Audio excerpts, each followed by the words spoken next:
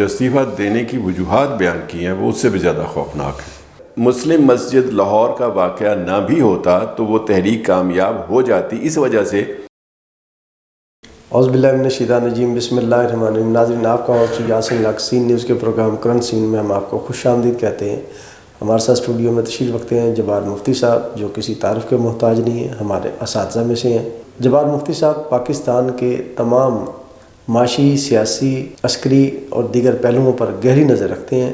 ہم جانیں گے جبار مفتی صاحب سے الیکشن کے بعد میں پیش آنے والی صورتحال، خصوصاً استعفے در استعفے اور انکشافات در انکشافات، ہر طرف آگ ہی آگ، غم و غصہ، احتجاج، مظاہرے، تو پاکستان کس طرف جا رہا ہے، ہم بات کریں گے مفتی صاحب سے۔ السلام علیکم۔ جی السلام علیکم، کیسے ہیں آپ؟ خیریت سے؟ الحمدللہ بالکل ٹھیک ٹھاک۔ سر کیا دیکھتے ہیں، 3 سے 4 بڑے استعفے آ گئے، مختلف جو ہمارے مختلف ریٹرننگ افسران کے بعد، ڈی سی اوز کے بعد، اس کے بعد کمشنر راولپنڈی کا بھی استعفیٰ آ گیا، ایک کشمیر سے بھی ایک بڑا استعفیٰ آیا تھا چند روز پہلے۔ خاص طور پر اس راولپنڈی کے استعفے سے ملک میں پیدا ہونے والی جو صورتحال ہے، دیگر سیاسی جماعتیں آلموسٹ اکٹھی ہو چکی ہیں الیکشن کے متنازع نتائج پر، مینڈیٹ چوری پر۔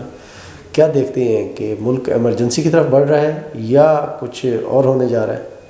یہ آج کا واقعہ تو بہت ہی زیادہ تہلکہ خیز ہے، پورے پاکستان کو اس نے ہلا کے رکھ دیا ہے جو کمشنر راولپنڈی چٹھا صاحب جی بالکل نے استعفیٰ دیا ہے، اور جو استعفیٰ دینے کی وجوہات بیان کی ہیں وہ اس سے بھی زیادہ خوفناک ہے۔ جی بالکل۔ کسی آفیسر جو بیوروکریسی کا ہو، اس کا استعفیٰ کوئی بہت بڑی خبر نہیں ہے، لیکن ان حالات میں جب کہ انتخابات کے بارے میں پہلے ہی انگلیاں اٹھ رہی ہوں تو اس موقع پر اس طرح کی گواہی کا سامنے آنا اور اس کی بنیاد پر ملازمت سے استعفیٰ دے دینا، یہ بہت بڑی خبر ہے اور اس کا اثرات مرتب ہوئے۔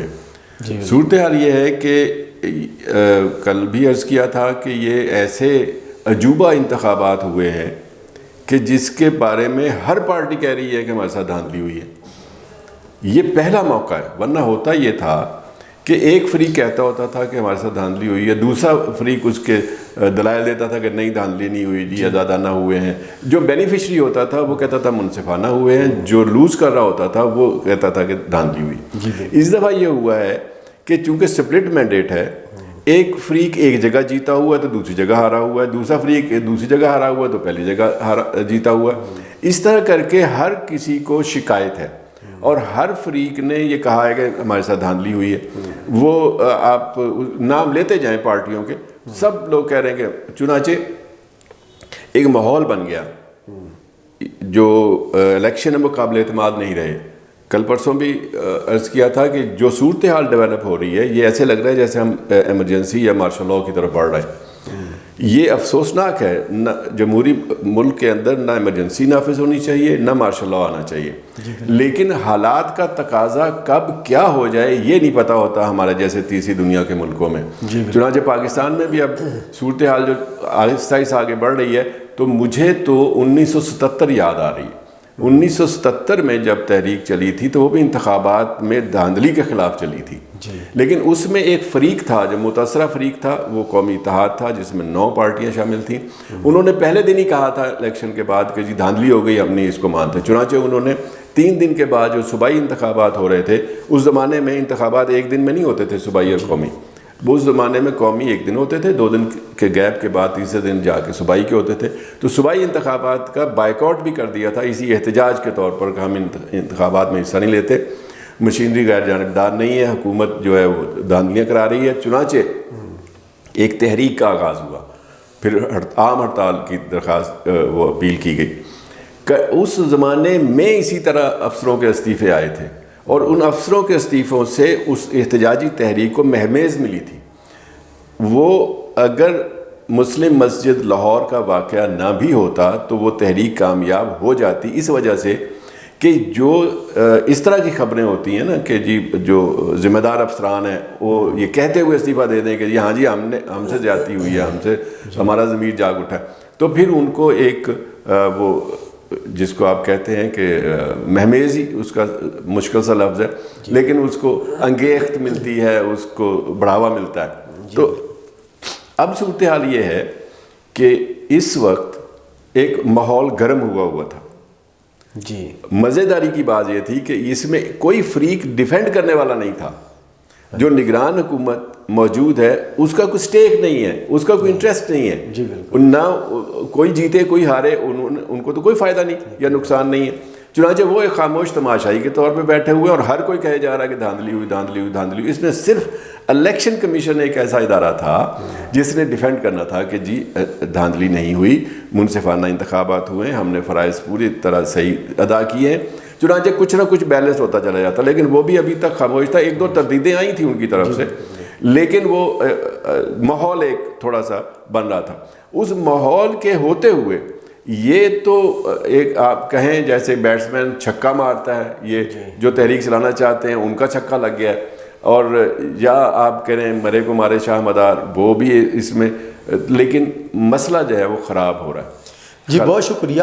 یہ جو استعفے در استعفے ہیں, جیسے کہ اس سے پہلے الیکشن کے دوران ہی 2 ججز نے استعفے دی, اور آپ نے کہا کہ انہوں نے ریزن نہیں لکھی. ایک جج صاحب نے اپنے اشعار میں کچھ بڑے درد دل کا تو اظہار کیا, لیکن واضح ریزن نہیں لکھی. جی. اب آپ کی وہ بات پوری ہوگی, ریزن سامنے آ گئی ہے. دوسری طرف جو چیف الیکشن کمشنر ہیں, سب سے پہلے ان کا موقف سامنے آنا چاہیے تھا. ان کی طرف سے کوئی سو موٹو, کوئی سٹینڈ اس کے حوالے سے, کوئی ایکشن لینے کے حوالے سے اعلان ہو جاتا تو شاید ہی پبلک روڈ پر نہ آتی. دوسری طرف سپریم کورٹ آف پاکستان کی جانب سے بھی خاموشی. کیا یہ خاموشی کسی بڑے طوفان کا پیش خیمہ تو نہیں؟ اچھا, یہ کو انسیڈنس ہے یہ کہ آج احتجاج کی کال عمران خان صاحب نے جیل سے دی تھی. جی بالکل. اور جو لوگ ان سے مل کے آئے تھے, پی ٹی آئی کے جو موجودہ سربراہ ہیں بیرسٹر صاحب, وہ, اور انہوں نے آ کے باہر کہا تھا کہ ہفتے والے دن, یا یہ آج کل نہیں کہا تھا, یہ 2-3 دن پہلے سے یہ کہا ہوا تھا کہ ہفتے والے دن احتجاج کی کال ہے. چنانچہ احتجاج تو پی ٹی آئی کی طرف سے, ان کے حامیوں کی طرف سے آلریڈی موجود تھا.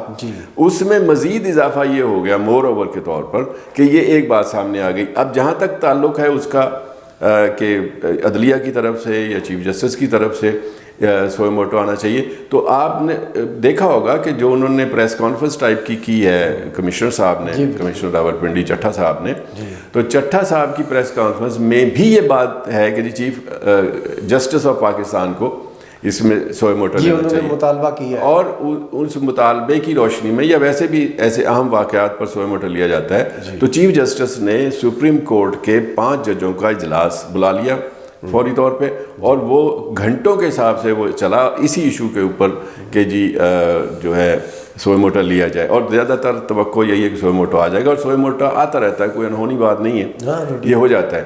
ماضی میں تو ٹماٹر اور پیاز کی قیمتوں پہ بھی آ جاتے تھے, یہ بھی اب دور ہے کتنے اہم ایشوز پہ بھی ابھی تک نہیں. اور اس کے اوپر پھر یہ ہوگا کہ جو ایک ہر طرف سے پورے ملک سے مطالبہ ہو رہا تھا کہ چونکہ ایک الیکشن کمشنر نے جو الیکشن ڈیوٹی بھی کی, الیکشن ڈیوٹی تو نہیں کر رہے تھے, ان کے ذمہ کوئی کام نہیں تھا, لیکن انہوں نے استعفیٰ دیا الزامات لگا کر, تو اس پر جو ہے انکوائری ہونی چاہیے. تو اب یہ ہے جب یہ سوئے موٹو ہوتا ہے تو آٹومیٹکلی انکوائری کی طرف جاتے ہیں. الیکشن کمیشن, انکوائری کمیشن بنے گا یا کوئی کمیٹی بنے گی, کمیٹی سے بڑی بات ہے کمیشن ہی بنے گا, اور ہو سکتا ہے سپریم کورٹ کے ججز پر مشتمل ہو, اور اس کے لیے زیادہ بہتر ہوگا کہ اس کے لیے کوئی ٹائم لائن بھی دے دیے جائے کہ یہ اتنے دنوں میں, یہ اتنے عرصے میں یہ انکوائری کر کے بتا دیں گے. تو اس میں یہ ہوگا کہ بہت سارے ابہام دور ہو جائیں گے. لیکن بہت سی دلچسپ چیزیں ہیں کمشنر چٹھا صاحب کے حوالے سے. ایک تو دلچسپ چیز یہ ہے کہ کمشنر صاحب کے خلاف اینٹی کرپشن میں جو انکوائری چل رہی ہے وہ بھی چٹھا صاحب کر رہے ہیں. اچھا, وہ بھی چٹھا برادری, ڈی جی اینٹی کرپشن جو ہے چٹھا صاحب وہی ان کی انکوائری کر رہے ہیں. اصل میں جو آپ کو شاید علم ہو کہ جو یہ چٹھا صاحب ہیں, مستعفی چٹھا صاحب, تو ان کو جہاں بھی یہ تعینات ہوتے ہیں یہ کام بہت کرتے ہیں. تو ایک دلچسپ بات یہ ہے کہ یہ جہاں بھی تعینات ہوتے ہیں وہاں پر یہ جم خانہ کلب بناتے ہیں, اور سرکار سے کے فنڈ سے کو بھی استعمال نہیں کرتے. اور جی, اور یہ کہا یہ جاتا ہے, اور یہ ایک اچھی بات آپ نے بھی فوری طور پر کیا, لیکن اس کے اندر چھپی ہوئی بات جو ہے جس کی انکوائری ہو رہی ہے وہ یہ ہے کہ پھر یہ سوسائٹی میں سے مخیر حضرات سے, عمرا اور رؤسا سے فنڈ لیتے ہیں. اچھا, کہ ہم نے یہ کلب بنانی ہے تو اس کے لیے پیسے دیں. ان کی غلط استعمال یا اپروپریٹ استعمال نہ ہونا یا اس کے اندر کوئی اس طرح کی چیز جو جس پہ بددیانتی کا الزام آئے، تو اس طرح کی انکوائری چل رہی ہیں۔ وہ جہاں بھی آپ یہ دیکھیں کہ وہ کتنے اچھے آفیسر ہیں کام کے لحاظ سے، کہ وہ بیک وقت شہباز شریف صاحب کے بھی قریب اور محبوب اور پسندیدہ افسر ہیں، وہ پرویز الہی صاحب کے بھی محبوب اور پسندیدہ افسر ہیں، وہ ہمارے حال ہی میں جو وسیم اکرم پلس تھے عثمان بزدار صاحب، یہ ان کے بھی پسندیدہ افسر ہیں۔ اور آپ کو شاید یاد ہو کہ جب عثمان بزدار صاحب چیف منسٹر لگے تھے تو انہوں نے ان کو ڈھونڈ کے اپنے ڈویژن ڈیرہ غازی خان میں لگایا تھا۔ ڈیرہ غازی اچھے بیوروکریٹ کی نشانی بھی اچھے وہ ڈیرہ غازی نہیں، اچھے بیوروکریٹ کے علاوہ ان کی پی آر شپ کتنی اسٹرانگ ہے کہ ہر ایک کے ساتھ جو آپس میں ان کی نہیں بنتی، جن حکمرانوں کی ان کے ساتھ بنتی ہے، تو یہ ان کی ماہرانہ وہ ہے۔ تو یہ جو ان کے خلاف انکوائریاں چل رہی ہیں ان میں سے سب سے زیادہ اسٹرانگ وہی ہے جم خانہ والی، کہ اس کے دوسرا بھی جو انکوائری ہیں وہ فنڈز کے حوالے سے ہیں یا اختیارات کے استعمال کے حوالے سے ہیں۔ تو ایک بات تو آپ کو میں عرض کروں کہ میں نے یہ دیکھا ہے کہ جو بھی آؤٹ آف باکس کام کرتے ہیں نا لوگ، زیادہ تیزی سے کام کرتے ہیں، جو یہ پھر وہ قواعد و ضوابط کی بہت زیادہ پابندیاں نہیں کرتے، تو ان کے اوپر یہ الزامات آتے ہوتے ہیں۔ یہ بہت کامن ہے، جس کو آپ دیکھیں گے کہ جو آفیسر بہت کام کر رہا ہے، ایک اسٹیج جا کے ایسا ہوگا، وہ جو کلرک بابو ہوتے ہیں نا، وہ نکالتے ہیں، اوے یہ ضابطہ نہیں پورا کیا گیا، یہاں یہ انہوں نے کارروائی اس طرح کی، تو پھر وہ کوئی نہ کوئی نقطہ نکل آتا ہے۔ جیسے آپ کو پتہ ہے کہ کتنا بھی آنیسٹ کیوں نہ ہو اکاؤنٹنٹ، لیکن جب اکاؤنٹس والے آتے ہیں نا انکوائری کرنے کے لیے، وہ اس کے اوپر لازماً آڈٹ آبجیکشنز لگتے ہوتے ہیں۔ جی بالکل ایسے، تو اس لیے یہ ان پر بھی لگ گئے ہوئے ہیں۔ یہ جو سپلٹ مینڈیٹ آیا ہے، اس کو ٹیکنیکلی تو سپلٹ مینڈیٹ آپ کہہ لیں، لیکن یہ اردو محاورے کے مطابق نتائج اس طرح کے آئے ہیں کہ گنجی نہائے گی کیا اور نچوڑے گی کیا، کہ کسی کے پاس اتنی سیٹیں ہی نہیں ہیں کہ وہ اعتماد کے ساتھ حکومت بنانے کی طرف چل سکے۔ ہر کوئی ایک دوسرے کا محتاج ہے، اور محتاجی کے دوران جو یہ پھر سودے بازیاں ہو کے بنتی ہیں نا، وہ پھر جلدی ہی ٹوٹ ٹاٹ جاتی ہیں۔ اس لیے کوئی رسک لینے کے لیے تیار نہیں ہے کہ اس ماحول میں، کہ جب یہ پتہ ہی نہیں ہے کہ حالات کس طرف جا رہے ہیں۔ ایک طرف یہ ہے کہ مینڈیٹ پورا نہیں ملا کسی کو، اعتماد کا فقدان، دوسرا جو ماحول بن گیا ہے احتجاج کا، اور آج کے کارروائی کے بعد جو مزید اس کو تیزی آئے گی اس کے اندر، تو یہ بے یقینی کی کیفیت، تو پتہ نہیں حکومت بنتی بھی ہے، یہ بننے سے پہلے ٹوٹ جاتی ہے، کیا ہوتا ہے کیا نہیں ہوتا، ابھی تک تو ایسی بے یقینی اس سے پہلے نہیں دیکھی۔ ایون میں نے جس کا حوالہ دیا ہے نا 1977 کا، 1977 میں بے یقینی نہیں تھی، یہ تھا کہ ایک حکومت تھی، ایک اپوزیشن تھی، متحدہ اپوزیشن تھی، تو ان کے درمیان یہ الزام آ گیا کہ دھاندلی ہوئی ہے۔ حکومت کہتی تھی دھاندلی نہیں ہوئی، اپوزیشن کہتی تھی دھاندلی ہوئی ہے، پھر اس کے اوپر انکوائری مذاکرات ہوئے، لیکن وہ مذاکرات کے دوران ہی ماشاء اللہ آ گیا۔ لیکن اس طرح کی بے یقینی اس وقت نہیں تھی کہ جب ہر کوئی ڈر رہا ہے کہ اگر میں نے قدم آگے بڑھایا تو میں گری نہ پڑوں کہیں۔ جی بالکل، گرنے سے ڈرتے ہوئے لوگ آگے نہیں بڑھ رہے اور گلے نہیں لگا رہے، ورنہ ہر سیاستدان کا خواب ہوتا ہے کہ اس کو اقتدار ملے، کرسی ملے۔ جی بالکل، بہت شکریہ ناظرین۔ ایک طرف ہر طرف سے الیکشن نتائج، مینڈیٹ چوری کرنے کا، الیکشن خود بدھ کرنے کے الزامات کی بوچھاڑ ہے، مختلف اداروں پر بھی ہے، افسران پر بھی۔ دوسری جناب ہمارے قومی اہم اداروں کی جانب سے جو خاموشی ہے وہ بہت معنی خیز ہے۔ ماضی کی طرح اداروں کو ایسے اہم معاملات پر فرنٹ پہ آ کر اپنی عوام کو اعتماد میں لینا چاہیے، جو حقائق کو بتانے چاہیے۔ ان کی خاموشی کی وجہ سے عوام میں غلط فہمیاں، افواہیں جنم لے رہی ہیں۔ امید کرتے ہیں جو ہوگا پاکستان کے لیے اچھا ہی ہوگا۔ اس کے ساتھ ہی آج کے پروگرام کا وقت ختم ہوتا ہے۔ نیکسٹ پروگرام تک کے لیے ہم آپ سے اجازت چاہیں گے۔ پاکستان زندہ باد۔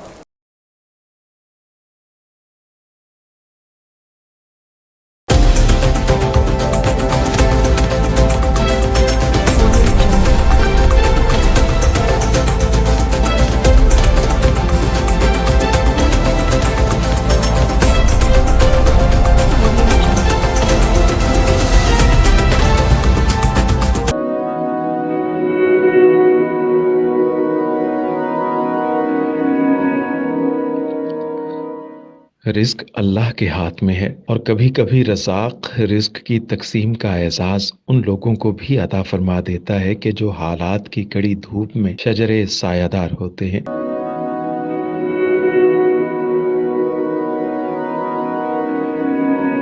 ملتان میں سلطان فاؤنڈیشن کی جانب سے مختلف مقامات پر سینکڑوں افراد کے لیے سلطان دسترخوان سجایا جاتا ہے۔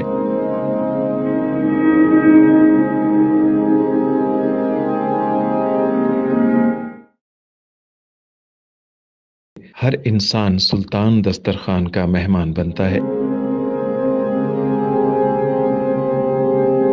بلا شبہ سلطان فاؤنڈیشن انسانیت کا قابل فخر سرمایہ ہے، اور بھلے ہی ایسے ادارے ہوں یا افراد، وہ غربت و افلاس کے سلگتے صحرا میں احساس کی چھتریاں بنتے ہیں۔